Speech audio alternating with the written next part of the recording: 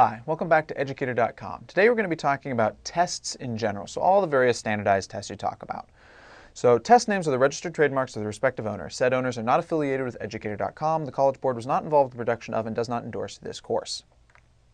So by now, I'm sure you've taken many tests in your life. I think you've probably taken at least something like 100 by now. So you're used to the idea of taking a test. And of course, every test you take is different. But there are many key ideas that you've probably started to notice are important to keep in mind when you're taking any test at all. The very first one is pacing. It's important to pay attention to how much time you've got for the test and to choose which questions to do and how much time to spend on any given question based on how much time you've got total and how much time you've got left when you're working on a question.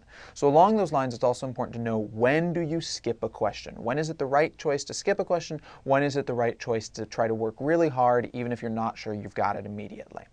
Then you've also got ideas about when should you guess, when can you make an educated guess, when is guessing going to really be worthwhile, when you're just taking a wild stab in the dark, what is the best strategy for guessing, and then finally the most general thing, and probably what your teachers want the most, and I personally want you to do as well, preparing and studying for the tests that you're taking. Getting ready so you really understand the material well, so you know what's going to be on the test, and so you've got a great understanding, you can answer all the questions that could be asked about that material.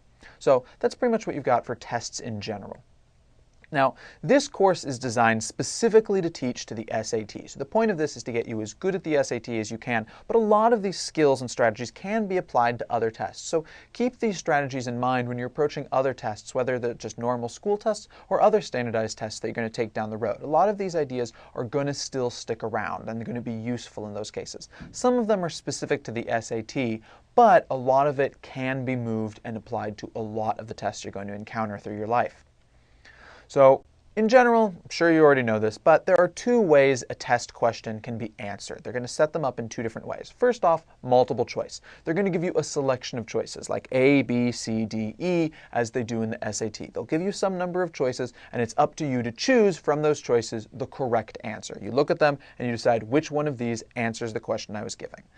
Then there's student-produced responses, and those are going to be things where it's up to you to figure out what you're going to put in. Like when there's a question and then there's a blank line underneath it, it's up to you to write in the answer. Or as you're often given on math tests in school, they ask you a question, they ask you to solve for X or something, and it's up to you to work through the equation and figure out what X is. There aren't choices for you at the end, it's just up to you to work it out. So you're going to be given things where it's up to you to just answer it, and you're not given any hints in the way the choices are set up.